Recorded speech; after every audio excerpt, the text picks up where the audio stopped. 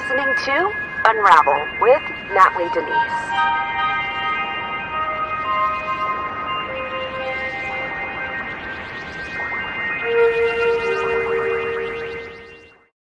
What's going on, guys? Happy Friday. You guys want to know something hilarious? So yesterday I went all day. I swear, I stopped one point. I was like, oh, wait, it's Thursday. I told myself it's Thursday. And for whatever reason, I kept believing that it was Friday. And so yesterday I left off and I was like, okay, guys, you have a great weekend. Eat a lot of great food, spend a lot of time with family. And then I realized, oh, wait, it's Thursday. I realized that when I was going to bed, I was like, oh, wait, today's Thursday. There's one more day out of this week. So silly me. What's up, everybody? I hope you guys are having a great end of the week so far. I hope you have even better weekend as we go in. I know. The Lonely Warling said, Natalie doing a show on Saturday. Wait, is it Saturday? Don't trick me like that. Don't trick me like that. Oh, shoot.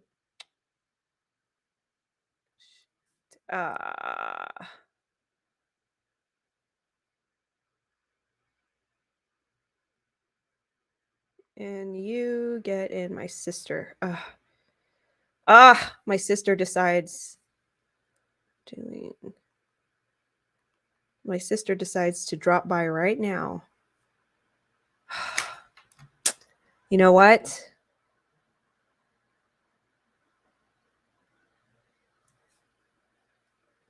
Don't worry. Come. Go home. She lives nearby. Okay, so let's go ahead and go into the podcast. Okay, what's going on, everybody? Look, we've got a lot of people here for a Friday. I mean, all right, we got the Only Warnly, Keem. Thank you so much, Keem, for modding for me once again. Moderator Keem.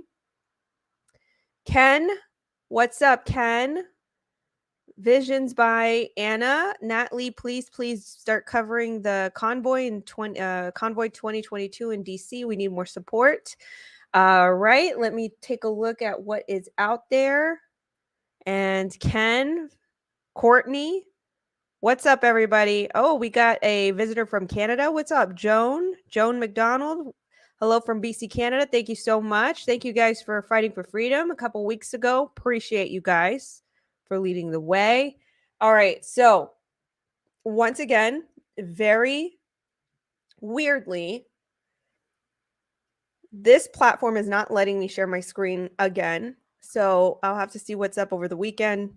I bet you it's just a technical glitch. Uh-oh, I got it stuck on, you silly goose. I guess I am a silly goose, and I don't deny it. I mean, at least I own up to it. Oh, look, we got a Germany person. We got a German. Hey, Nat from New Germany. Oh, New Jersey.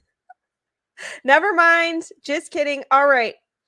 So yes, this will not let me share my screen. This is what shows up when I try to share my screen. It's completely blank, which does not happen. So we're just going to do this again without sharing the screen, but I will share the news with you guys as best as I can. So DC Convoy 2022. Let's see what's going on with the DC Convoy. All right. So the DC Convoy, let's take a look at some of these news stories here. Trucker convoy makes its way through DC. I apologize that I cannot share images with you guys. So I will just do my best. I'd rather do a podcast than not do one at all, just because there's a technical difficulty with sharing my screen. But trucker convoy makes its way through DC. The annoyance of residents and truckers showed up throughout the city on Friday. Okay, of course, they're going to try to play the card that they did with Canada, where they tried to demonize these truckers and the protesters because there was like noise pollution. I get it. I mean, there's noise pollution. This is coming from Washingtonian.com. The People's Convoy has made its way to DC. The trucker caravan, which has been in the area since early March, has been seen and heard throughout the district this week, with residents documenting the vehicles around town. On Friday, DC police seem to be escorting some of them. Here are a few of the places they've been spotted for today, so far today. And this was reported March 18th, 2022. Approximately 1 block long branch of the trucker convoy is rolling down Wisconsin Avenue.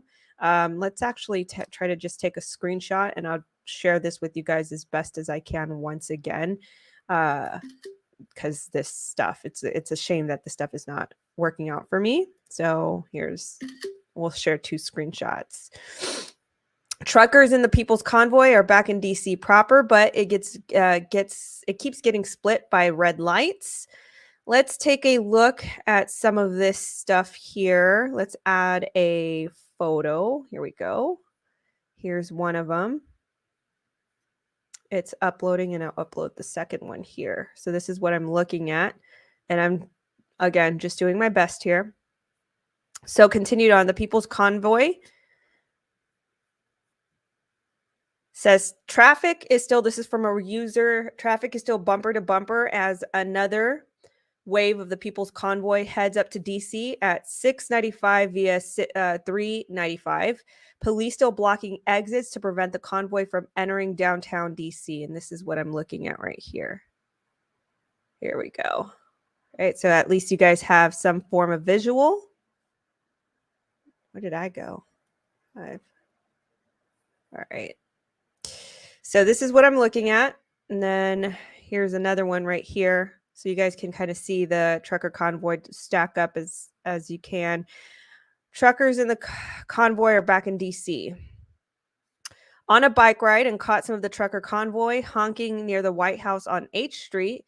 They were tailed by Secret Service and other police SUVs. Of course, you guys can expect that they're going to try to demonize these truckers, especially being in the United States. During a rally Friday morning, as reported by the Daily Beast, a speaker with a convoy declared that they're going to take back BLM Plaza that would get tar and feathered. Trucks arrived at the plaza later in the day. Ooh, that's going to make a lot of big news if that happens. Let's take a look at Yahoo News actually talks about that. DC convoy speaker says Black Lives Matter street will be tarred and feathered, he says. I'm going to share a screenshot just to refresh your memory of what BLM Plaza looks like. Here we go. Once again, with my bootleg version of sharing things with you guys, since it won't let me. Here we go. All right, that's uploading. And so they say a member of the People's Convoy said that he's going to tar and feather Black Lives Matter Plaza while speaking to a crowd gathered in Washington, D.C. The People's Convoy was inspired by the Canadian Truckers' Freedom Convoy movement. The group gathered at the nation's capital to demonstrate against poke in the arm mandates and other Cocoa Puff protocols in the United States. So also to that, here's a just to refresh you guys on your memory. This is BLM Plaza in DC. All right. So also to that, it looks to be that there are mandates that are lifting, little by little. So that's a good thing. But continued on, in a video captured by the Daily Beast, a speaker standing on the stage bearing a sign, Freedom Convoy 2022, tells a crowd to take back the street adorned with the slogan BLM and stretches for 2 blocks on 16th Street in DC. What's going to happen up here, this is a quote, in DC, BLM Street, we're going to take it back. All that paint's going to come off that street, the speaker said. Before I get to put my grave, it's going to be tar and feathered. It's unclear who the speaker is, but the People's Convoy organizer, Mike Landis, handed him the microphone, according to the Daily Beast. The Hill has reached out to the organizers of the People's Convoy for comment. The Metropolitan Police Department and the DC Homeland Security and Emergency Management Agency told the Daily Beast they have resources and support needed to monitor and respond to any illegal activity. The street gained national attention and was hailed by late civil rights icon John Lewis. So there's some news there. So they are in DC. That is the latest news coming out, that they are planning to maybe take back BLM Plaza. All right. Okay. So then this next story is coming from the Daily Mail, and we're going to cover this is really sad, and it's also a warning out to parents if you are out there, fighting for your kids' freedoms in this this war on agenda. So there is a mother who recently lost her daughter, her teenager. And in exclusive, it says, I knew the hormones wouldn't work. Why did they play with her life? Bereaved mom blames LA County for letting her teenage daughter's suicide, or for her teenage daughter's suicide, claiming that the school pushed her to transition to a male instead of properly treating her depression. So this is the daughter right here.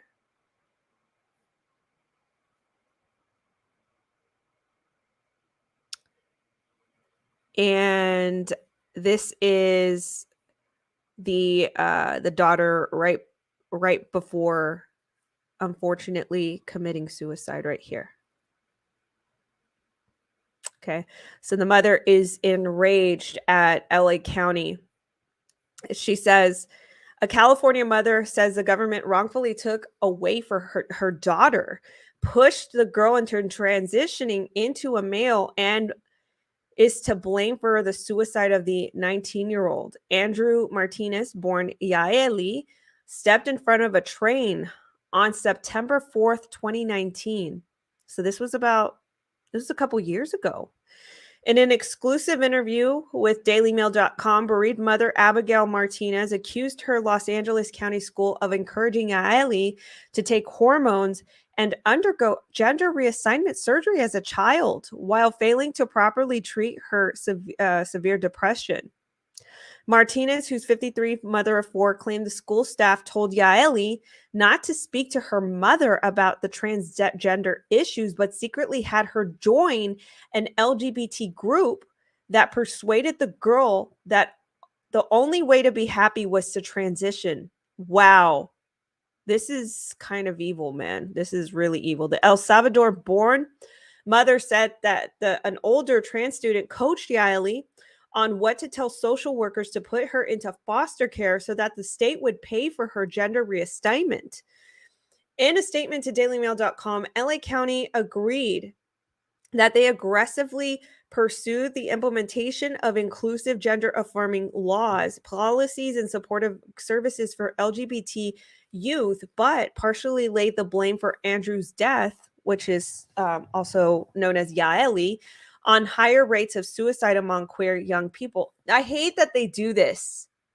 I hate that they completely they completely blame shift on the actual victim, when that's not necessarily what their root cause is. It's not necessarily that they want to transition to anything. They might be depressed about something minute, and they take that and they might conflate it into something else. Well, have you been, and then they ask these questions, kind of corralling them in this thought process. Do you think that maybe it's this or that? And then, young people are impressionable, so they could go into that influence, like, oh, maybe it is that, maybe it is this, when really maybe it's like they just need to be treated and they need to be talked to by a legitimate therapist. The school district said that they claim they pushed hormones or surgery on any students that was categorically false. That's what the district claims, and that their staff were diligent in connecting kids with outside medical help. In 2020, civil lawsuit filed against LA County and the Department of Child and Family Services, DCFS. Martinez claims the government is responsible for her child's untimely death. Martinez said that among her 3 daughters, Yaeli was the girly girl out of the house, dressing as a princess and talking about boys as she liked at preschool. She was bullied for her looks in middle school, by 8th grade and began showing signs of depression, her mother said. She began questioning her sexuality in high school at around 15 or 16. But also know that the environment probably also primed this to happen, right? Because the environment primes these young people into thinking that, this is what you should be questioning, not that, not your mental health, not what's going on at home, not what's going on in your environment. This is what you should be questioning. And these are the wrong, these might be the wrong things to question in a young person's life. Adolescence is it's a tough thing. Going through bullying, going through, so many adversities, but it's not so much that it's what they say it is. You know what I mean? Oops, let me delete this. Delete. I'm trying to make this as best I can. So this is her again. This is her in her young adult days. Her as a child. That's just heartbreaking. It really is. Continued on. Once she moved to high school, the beginning of sophomore year, things changed drastically. She said she she talked to her sister about how she liked girls. She was questioning her sexuality. It was a shock, but she was trying to find out her identity. It's normal what children won't go through at her age. But I never imagined what the school would do. The school was telling her to go to these LGBT groups behind my back. She went from questioning her sexuality to her gender. She had these peers at school 2 years older than her. They were the ones who brought these ideas. That's what I'm talking about. I'm pretty sure this is exactly what happened. The environment in LA probably grooms the children into this thinking, and I don't know because I'm not from LA, but I'm just saying, like, this is probably what happens. They probably don't have these inclinations so extreme, but then when you have people to influence, especially if they're young and around her age, then essentially that's the opinion or the influence that she's going to go with. She had these peers at school 2 years older than her, and they influenced that. The school told her that the groups were a place to go, and I didn't need to know about it. I asked her what was going on, and she tried to deny it because she was told that if she talked about it at home, I would not support it. That's the mother talking about it. Martinez said that she agreed to her daughter's request to be called Jay, her transitioning name, tried to help her change her appearance, buying her masculine clothes to go to a short haircut, which Yaeli later asked her to mask again with long hair extensions. But the mother claimed it was Yaeli's depression that was the problem, not gender dysphoria. Yaeli had already tried to overdose on pills in 8th grade in 2014, tried to jump off a bridge near her freeway in her hometown of Arcadia with her in her freshman year, shortly after she cut her hair short, attracting the attention of social workers. I just want my daughter back, her mother says. I didn't want to be the mean mom to say, no, no, no. I wanted to give her help because she needed that at the time, but I knew that the haircut or whatever she was trying to do wouldn't make her happy, Martinez said. I didn't like the idea of transitioning, but I always wanted her to find out what was leading her going that way. I explained to the social workers, it's not going to work. My daughter needs mental health help. You have to go from the inside out. If she's happy with herself, that's all we need and focus on that.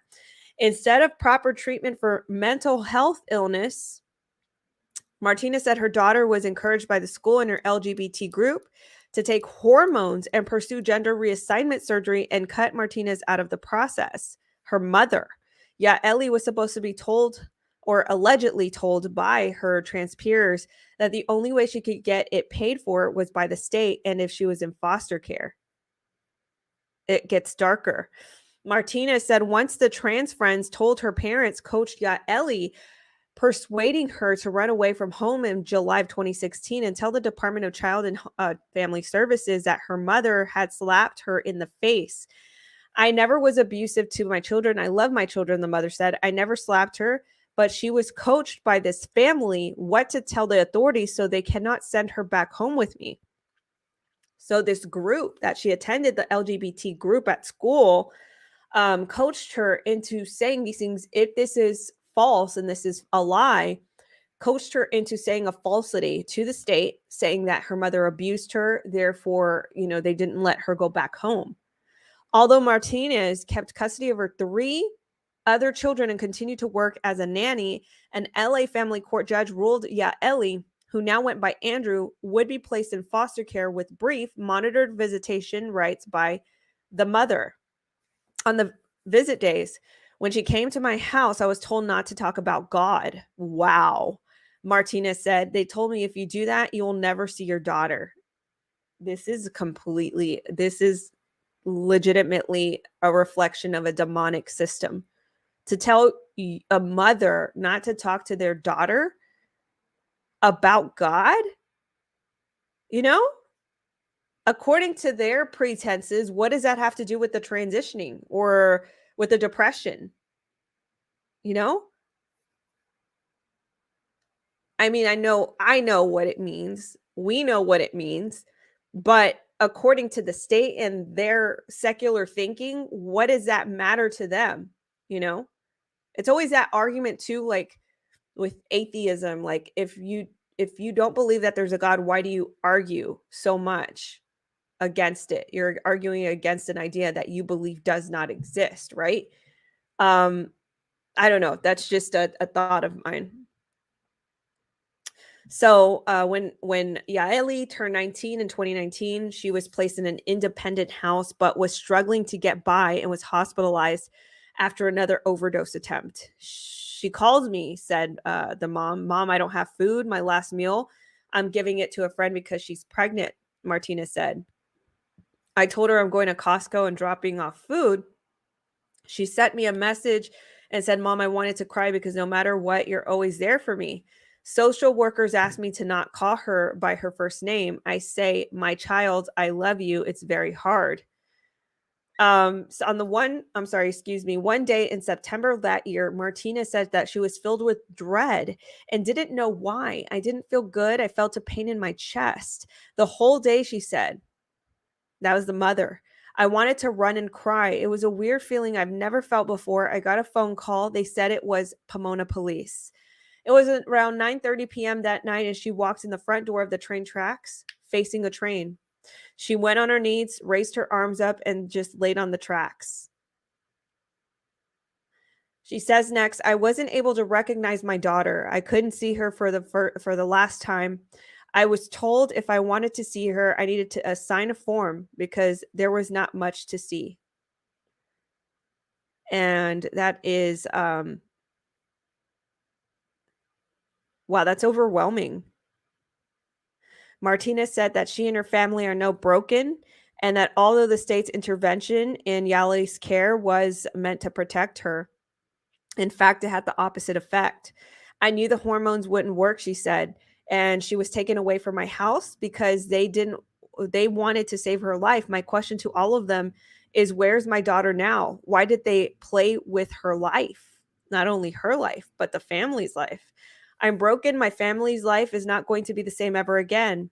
A former civil rights director for the Federal Department of Health and Human Services who helped Martinez in her case claimed that Arcadia School District and LA County put politics before Yaeli's well-being.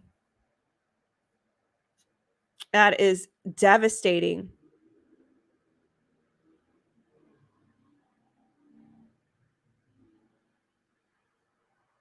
Roger Severino told DailyMail.com that he believes the district officials were afraid of losing funding and desperate to show their pro-trans credentials after being sued by the Obama administration in 2013 for discriminating against a trans boy and inappropriately pushed gender reassignment on children as a result.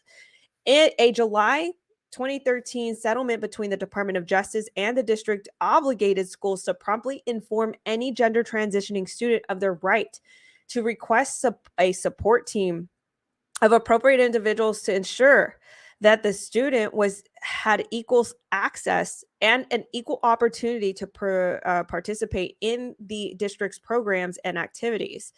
The state got between the young girl in trouble and the person who loved her the most, her mother, said Severino. Instead of working through the underlying depression, they put Abby's daughter, that's Martinez, on a one-way track straight to a transition and chemical interventions that would lead to permanent sterilization as a kid. Because the state took Martinez's daughter away, her depression got worse. And without having her mother's love, she took her own life. I think the school district ultimately is responsible for her death. To them, my child was a number in the system. It's all political, said Martinez. I'm just going to pause here and wonder.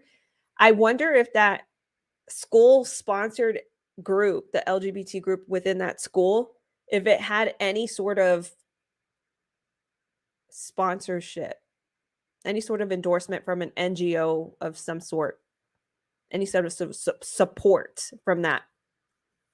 Because we all know that NGOs, sometimes they are existing just for, persuading the public into a certain direction and even getting money from the state. I want them to change this broken system, not play with our children's lives, she said. To give them what they really need, not to go what they believe. We are the parents. We raise these children. I don't want any other parent to suffer and go through what I've been going through. This pain does not have a beginning or end. Arcadia School District denied pushing hormone treatment or gender reassignment surgery on any students and added that their staff do not treat depression, but do work tirelessly to connect their students to licensed mental health professionals. Well, then why didn't they do that with Yaeli? Right? I wouldn't think that a social group at school is a mental health expert, you know?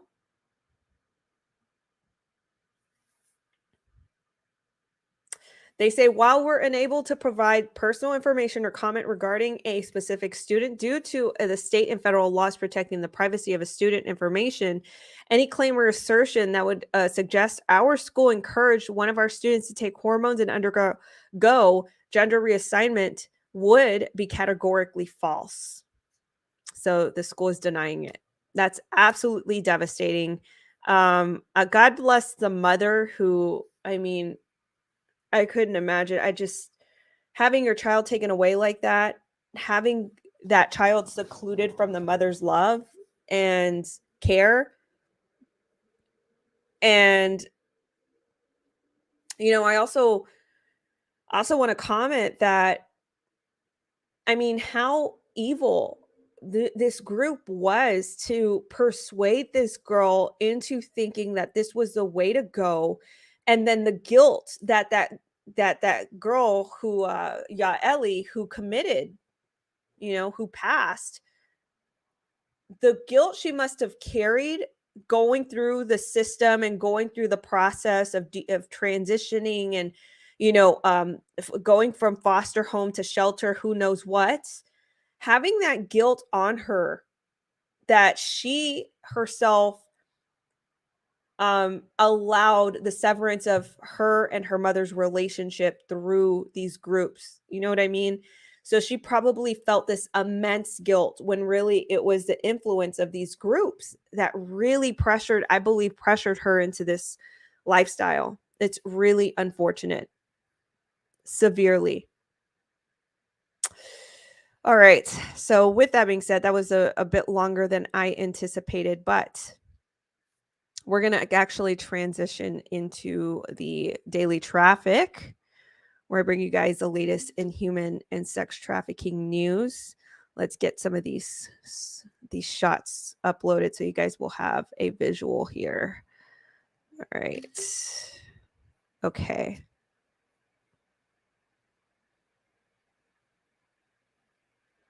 Okay, let's upload these pictures. Delete this one.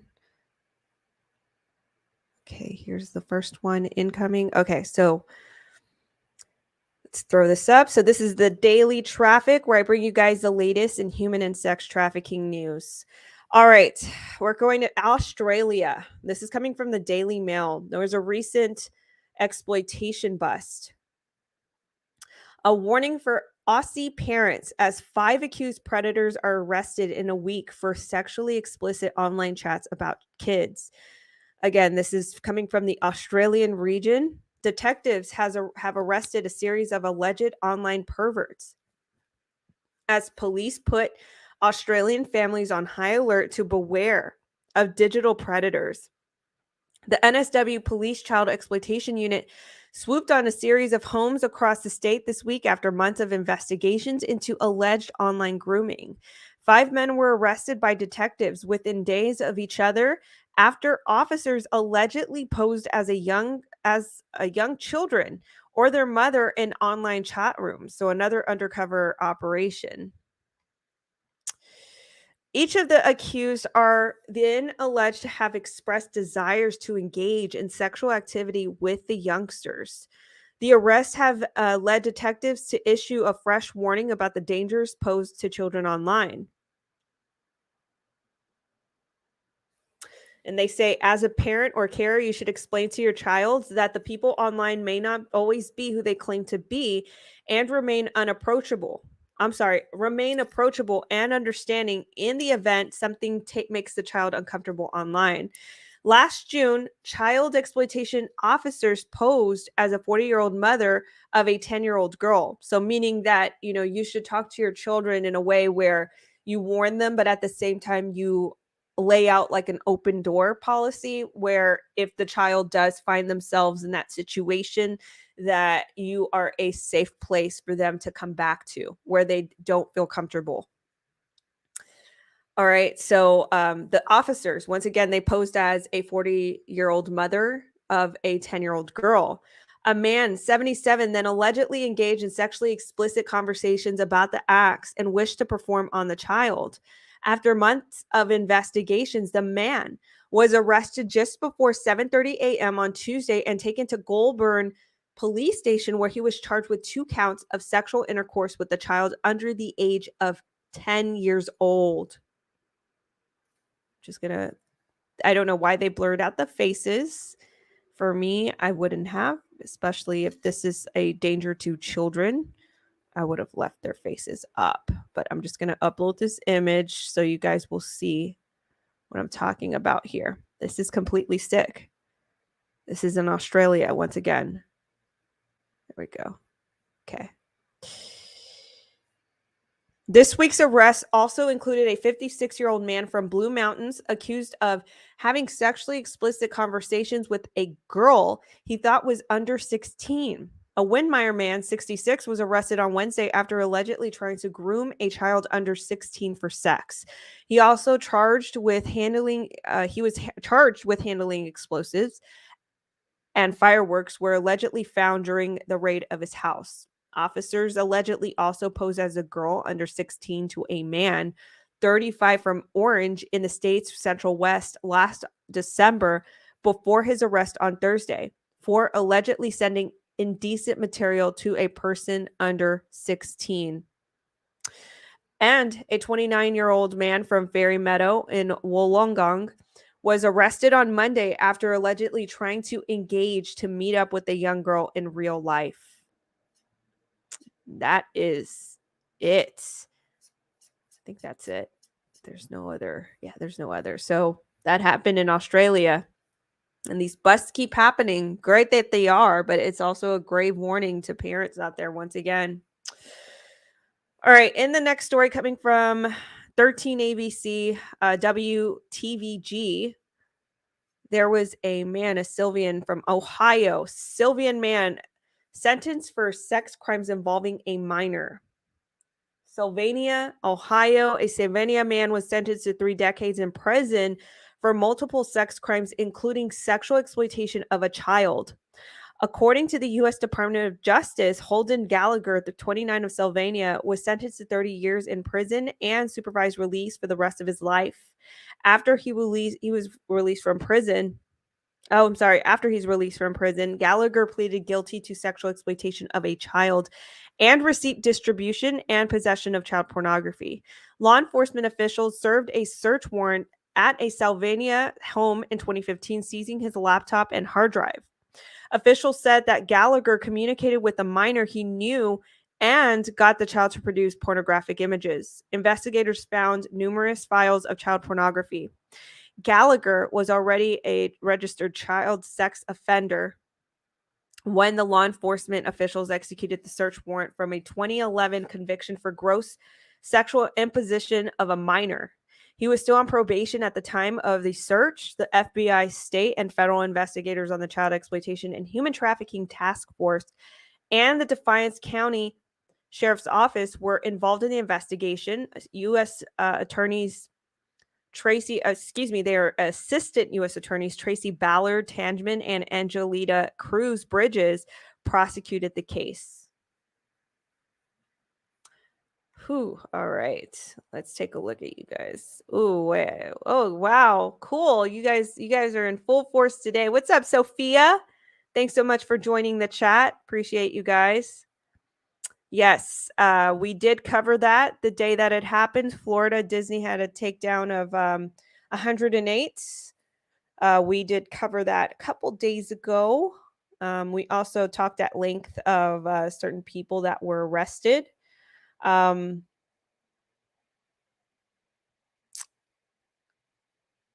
Let's take a look at Visions by Anna. 7 years ago, I attended a school meeting after one jumped and one committed suicide.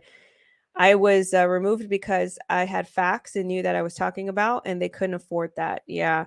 And so that's talking about the grooming going on in schools. And you guys see that a lot in school board meetings. If you see a sexualized grooming curriculum in schools and you see parents speaking out about it nowadays, they get arrested or they get thrown out. And it's really, really telling about who is supported where in the school system. So parents, keep standing up, keep speaking out, and keep pushing back on these agendas. But with that being said, also protect your children.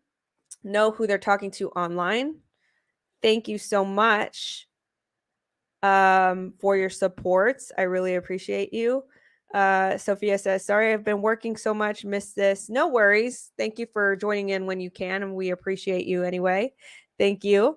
Once again, I'm going to try this again. Guys, you have a great weekend. And I mean it this time. Tomorrow is not Friday. Tomorrow is Saturday. And I checked my calendar, so I know that for sure.